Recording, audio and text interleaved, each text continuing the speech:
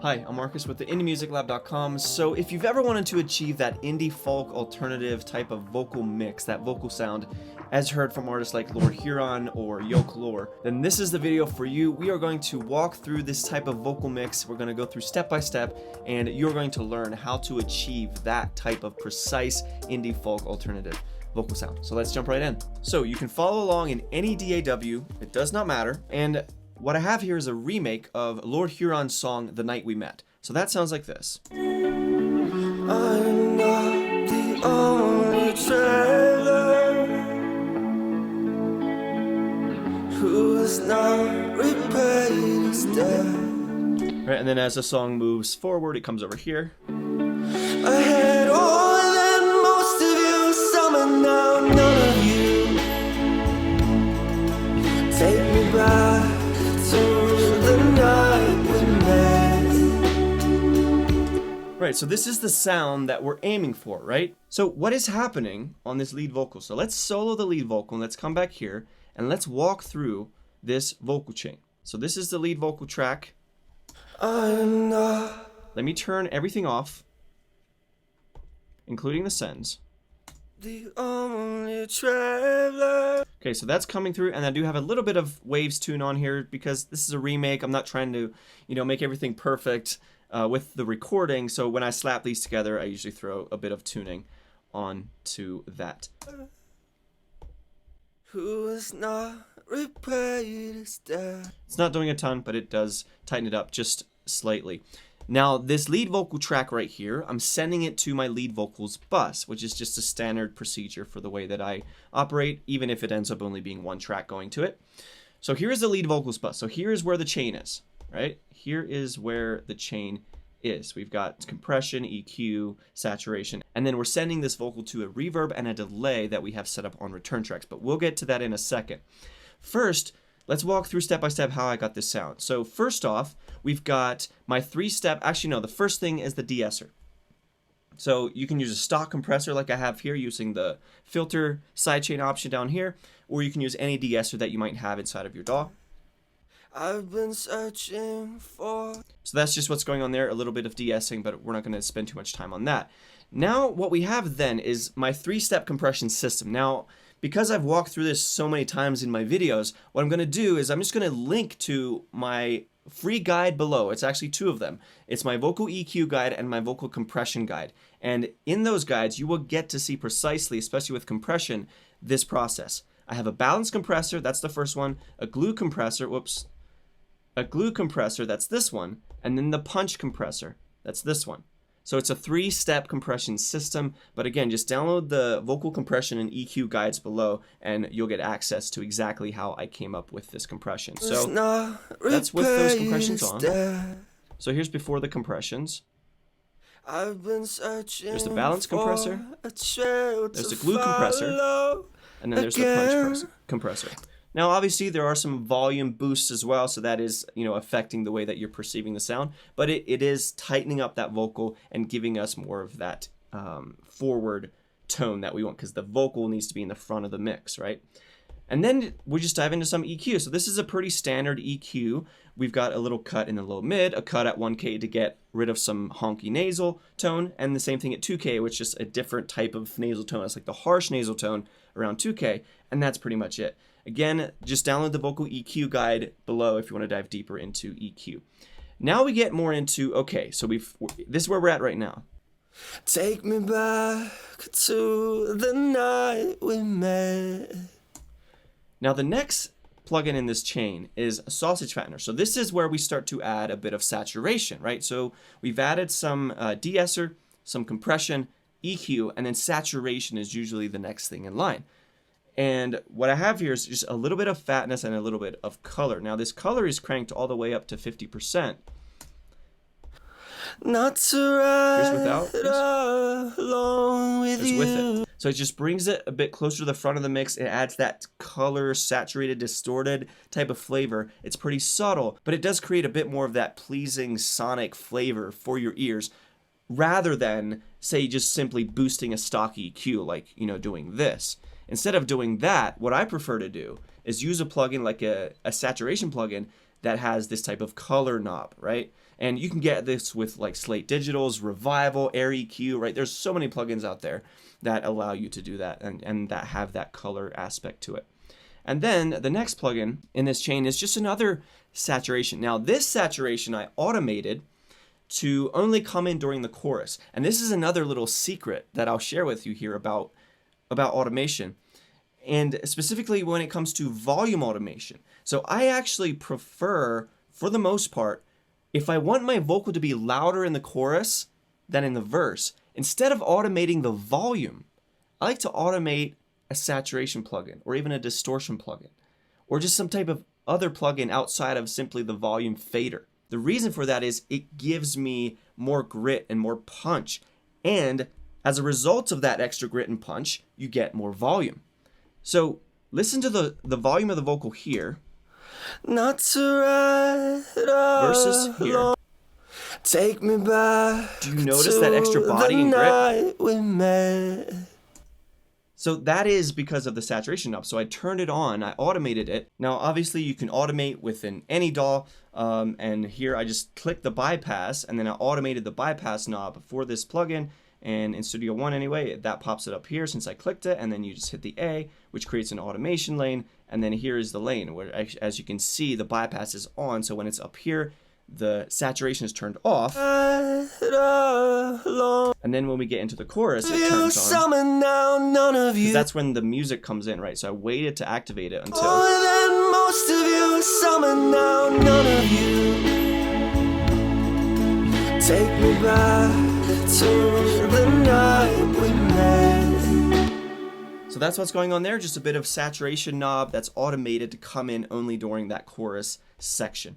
And that doubles again as a volume boost as well for that part. And then finally, the last plugin in this chain here before we get to the sends with the reverb and delay is just another de-esser. Now this is something that I like to do a lot is I'll put a de-esser at the front of the chain, and then if by the end of the chain we still got too many S's popping through and those T's and it's still kind of sounding unpleasant, then I'll throw a de-esser on at the end of the chain as well. So that's what's happening here. I don't know what I'm supposed to do, haunted by a ghost of you. So that's what's happening there. So now let's dive into the reverb and delay. And this is where we're going to start to get into this precise flavor of this indie folk Lord Huron style, right? The first thing is just a little bit of reverb. Now, I set up a reverb on a return track, also known in Studio One as effects channel, but every DAW has these, right? So this is a return track over here, which allows you to send as many tracks as you want to through those effects. And so on this return track, we got a plate reverb, or this is Valhalla Vintage Verb. It's actually not a plate, it's a sanctuary mode. I just messed around. I started with the ambience plate preset, but then I switched this to sanctuary mode, and I brought the decay up just a little bit. And I'm using this. Let's listen to this in context of those O's that come in the intro, because that's where I'm using it as well. So that's the reverb sound.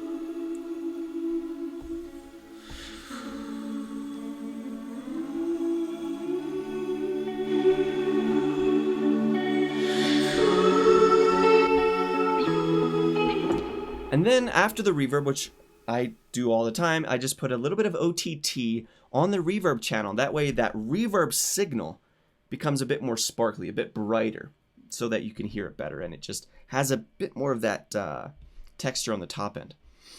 So I'm sending this lead vocal, not a ton, but I'm sending a little bit of it, as you can see here.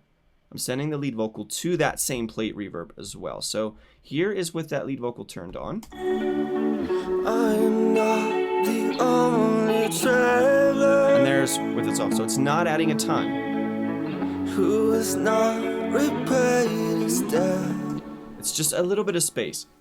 And we don't need a bunch of space because of what I added next, which is the primary effect that you hear on these types of Lord Huron tracks, and that is a slap delay.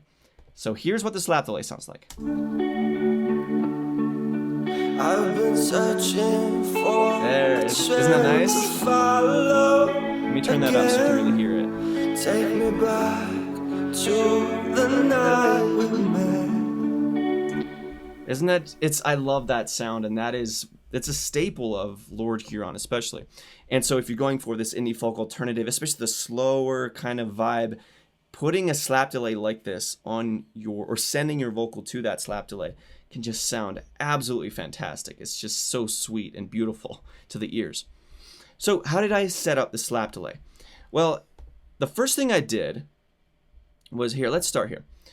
Now this is Valhalla delay. You can do this with any delay, or almost any. Like every delay, you should be able to do just basic slap delay settings. Now a slap delay is essentially you're just slapping back one time. So a normal delay might be like delay, delay, delay, delay, delay. A slap delay is delay, delay, and that's it. There's just one time, and that is why the feedback here is at 0. So that's how the slap back starts. Turn the feedback down to 0 so it only slaps back one time. It's kind of like a reverb. It's kind of like a room reverb. It's only slapping back one time. And then I went to the dual style here because I wanted the left and the right to be slightly offset with the millisecond time here.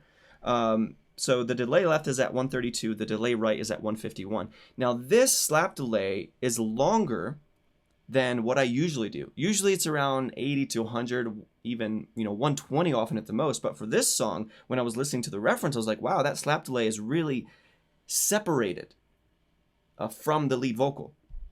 It's not right up against it. There's a bit of some space between it, and as you can hear, right? And then I can't tell myself. Right, it has that bit of delay. Well, it's delay, so obviously.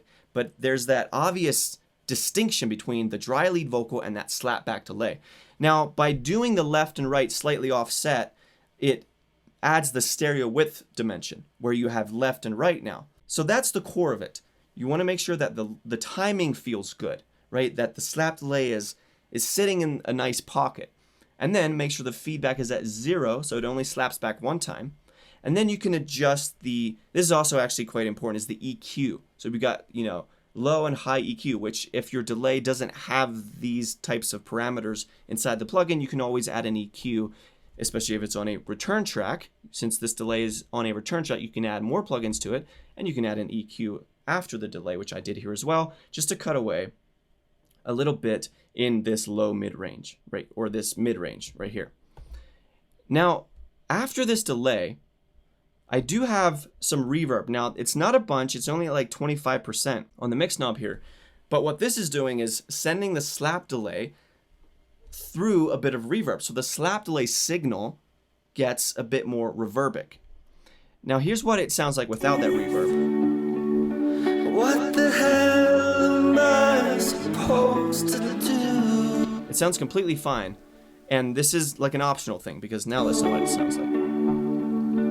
And then I can't tell myself. Right. When I put the mix knob on this reverb all the way up to like 2-3 o'clock, you started to lose the definition. It started to feel kind of cluttered and non-defined, right? You lost that sense of, oh, there's the slap delay, it's a cool sound. Instead, it washed it out a bit too much. But I did want just a slight amount of space so that that slap delay isn't completely dry.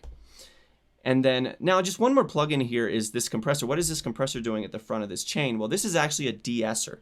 And this is just complete, this vocal, for whatever reason in particular, there was still a lot of de-essing popping through, and I was kind of hearing it in the slap delay channel as well. So I was like, hey, I wonder if I could just put the same de-esser that I had on the lead vocal, slap it on there. And as you can see, it turns down when those S's and those T's pop through, which is nice because, the slap delay, you especially don't want any of those distracting qualities. So you can really shoot down those things. Now, I don't know if I've ever done this before, put a de-esser on a return track, So it's not like that's a normal thing that you would do on every mix, but in this case, I just tried it. I was like, oh, seems to work, so I rolled with it.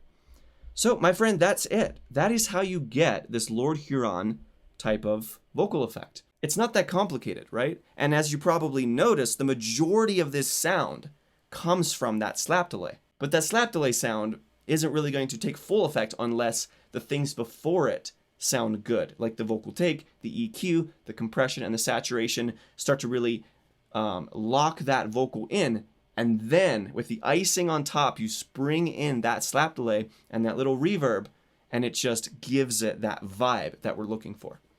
So if you enjoyed this video and you want to learn more, again, specifically about the EQ and compression, because we didn't dive too deep into that in this video, then just download the free guides below. It's my vocal EQ and compression guides. Those are really going to help you out, and those are more or less precisely my EQ and compression settings that I have on this track. So check that out, and I will see you in the next video. Have a good one.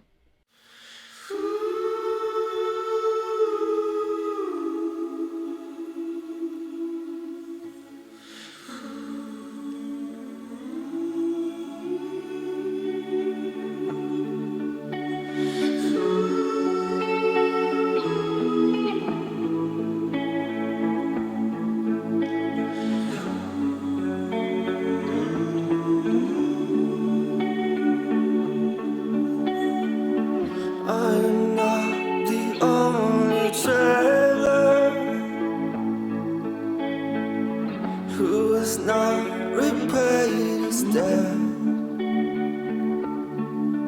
I've been searching for a trail to follow again. Take me back to the night we met,